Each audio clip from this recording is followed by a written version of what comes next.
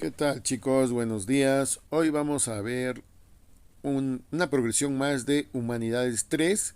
El tema es relaciones de poder y el mal.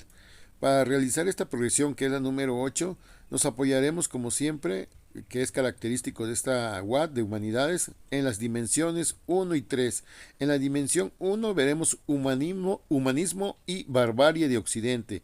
Y en la dimensión 3 veremos poder y política de otredad. Comencemos. Primeramente vamos a hablar del humanismo. Es un tema que hemos visto ya en otras progresiones y creo que no va a ser difícil de entender.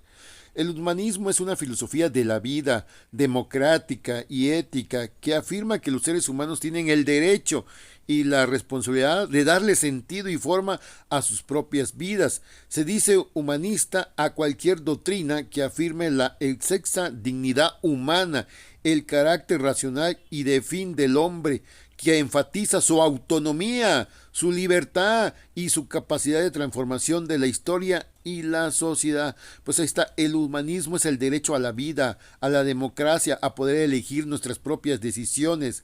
Humanismo es libertad como ser humano. ¿Sí? Como ser humano, ¿sí? A tener tus propios gustos, a tener tus propias cualidades y formas de vivir la vida, tu vida, siempre y cuando recuerden no esta libertad que te dé el humanismo, no lastime los derechos de otra persona, ¿no? Y entonces el humanismo busca la transformación de la historia, que el humano sea realmente un ser humano y a la vez que el humano sea un ser humano y pueda comprender y entender a los demás seres humanos, esta libertad llegue a una sociedad democrática, productiva, formal y ahora sí de bienestar social para todos. Bueno, ahora vamos a ver barbarie. ¿Qué es la barbarie? Sí, podríamos decir que es lo contrario del humanismo. La barbarie es como lo inhumanismo, ¿no? Lo contrario de humanismo. Bueno, lo vamos a ver. Barbarie es la actitud de crueldad y violencia social con ausencia de civilidad, o sea, de falta de cultura, de educación, cortesía, respeto y humanización, sin principios humanos o valores éticos ni morales, sin respeto o temor a las autoridades, agentes del orden, leyes de los hombres y o a la ley de Dios. Miren, en esta primera parte vamos a hacer una pequeña pausa. Entonces, barbarie es la crueldad, violencia social. Sí, falta de civilización, falta de educación, de cortesía y respeto. Entonces la barbarie, no solamente hablamos de violencia, de actos crueles, ¿no? Hacia otro ser humano, sino que hablamos de incultura, de ignorancia. Entonces, una persona barbarie no siempre lo vamos a imaginar como una persona violenta que te va a agredir físicamente o que va a hacer algo hacia otra persona de manera física, una violencia física, sino también podemos entenderlo como una persona que no tiene educación, sí, que no tiene cultura, que no tiene respeto por las normas sociales, por las normas de la casa, por las normas de la sociedad, por las normas de la colonia. Entonces ahí podríamos usar el término barbarie. Bueno, además que no respeta ni las leyes ni a Dios. Bueno, continuamos. La barbarie es definida como un espacio exterior escasamente comprendido por quienes tienen el poder de establecer límites. ¿Sí?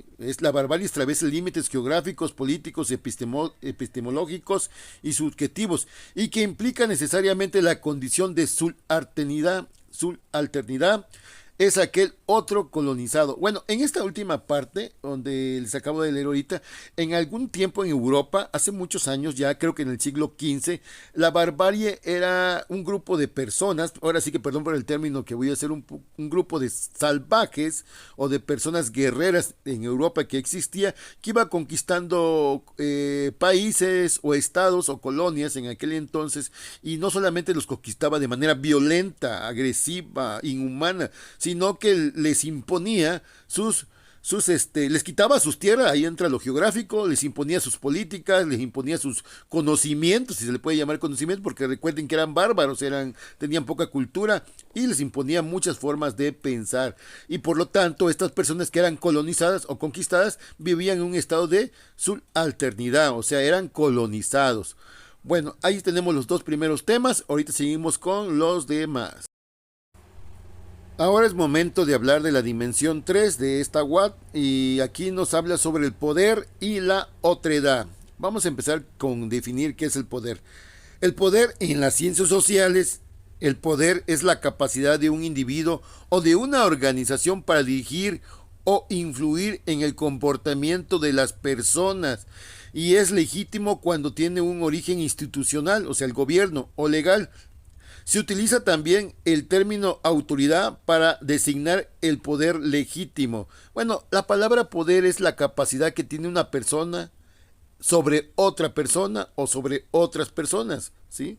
Por ejemplo, en tu casa, tu papi y tu mami tienen el poder hacia ti, ¿sí? Tienen el poder ante ti, porque ellos son la imagen de poder en tu casa y cual tú les mereces respeto, tú debes de respetar. Si hablamos de una manera institucional, se habla del gobierno, por ejemplo, o del gobierno o de tu trabajo, por ejemplo, en tu sociedad, en este México que estamos, seguramente hay un gobierno, ¿no? Donde tú vives, si vives en una ciudad, está el presidente municipal, ellos tienen el poder, ¿no? Ellos son la autoridad. Por ejemplo, si estás en tu trabajo, pues tienes un jefe.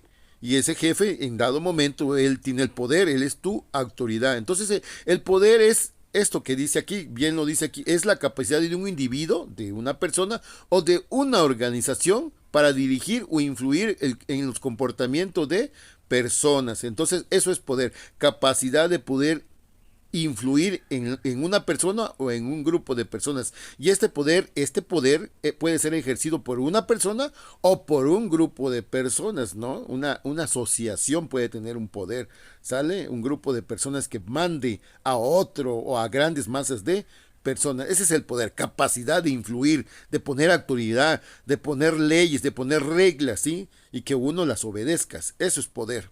Bueno, ahora vamos con este concepto de otredad. ¿Qué es la política de otredad? Porque así lo menciona la dimensión. La otredad, vamos a definir primero qué es la otredad. La otredad es la forma en que un grupo o una persona percibe a otro. Miren, fíjense, la otredad es la forma en que un grupo o una persona percibe a otro como diferente de sí mismo. O sea, yo me veo, yo me conozco y cómo percibo a otra persona, cómo lo veo a mi semejante, lo veo como un compañero más, como alguien semejante a mí, como un ser humano, o lo veo de otra manera. Bueno, es un concepto que se utiliza en los estudios sociales y destaca las diferencias que se perciben entre nosotros y ellos, donde el otro es identificado como alguien que no pertenece al mismo grupo cultural o comunidad, ¿sí? Aquí tiene que ver mucho la autoridad, es como tú te ves. Por ejemplo, nosotros hablemos de los que hablamos español o latino, si le podemos decir los latinoamericanos, ¿sí? Bueno, yo soy mexicano, ¿sí? En Guatemala hablan español, en Colombia hablan español, ¿sí? En muchos países latinoamericanos del centro de América y sur de América, en algunos países hablan español. Pero aunque hablamos español, cada uno tiene sus propias características. Yo como mexicano me gusta el mariachi, me gustan los tamales, me gusta el mole, tengo mi forma de hablar, ¿sí? Me veo como una persona yo misma, que soy un ser humano y que hablo español, y que también reconozco que hay otras personas que hablan el mismo idioma que yo, pero sin embargo tienen sus características que los hace diferentes. Tal vez ellos lo hablan de alguna otra manera, ¿sí? O le dan otro acento, o le dan otro sentido a algunas palabras, comen otra cosa, les gusta otra cosa, piensan de manera diferente.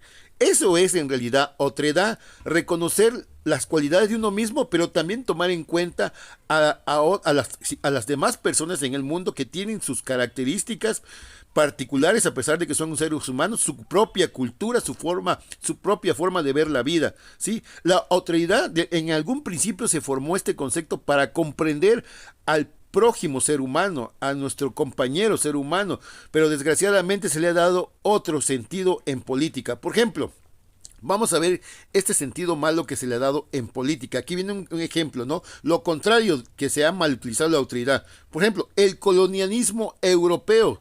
Los colonizadores europeos construyeron una imagen estereotipada y despectiva de las culturas indígenas que se encontraban en África, Asia y América. Describían a los pueblos colonizados como primitivos o salvajes para justificar para justificar la explotación y la dominación. Aquí viene la parte mala de la política de otredad que se le da a veces. Hace rato yo les decía que la otredad, su verdadero sentido debería ser comprender al prójimo, reconocer mis cualidades y reconocer las cualidades buenas del prójimo, ¿no? En cambio, en el sentido malo que se le ha dado a la autoridad, de la manera, en algunas cuestiones políticas, algunas personas se sienten superiores, se reconocen a sí mismos como superiores a otras, y ahí es donde entra la discriminación, como lo dice aquí, los españoles cuando colonizaron México, de alguna manera ellos se sentían como dioses superiores a nosotros, y a nosotros nos percibían, a los indígenas mexicanos, ¿sí? Como salvajes, como ignorantes, como primitivos, y por el simple hecho de vernos como una segunda clase o tercera clase de individuos, tomaron como pretexto esto para conquistarnos y según ellos civilizarnos, que a lo mejor ellos sí eran los verdaderos salvajes o bárbaros, porque no vinieron a hacer cositas buenas acá en México. Entonces ahí está otredad, ¿sí? Este lado positivo que tiene la otredad de poder comprender al semejante, el ser humano, y también el lado malo de la otredad que tiene de tú que te crees superior, tienes el derecho, entre comillas, de discriminar a alguien que crees inferior. Bueno, jóvenes, esto fue la progresión número 8 de Humanidades. Nos vemos, bye.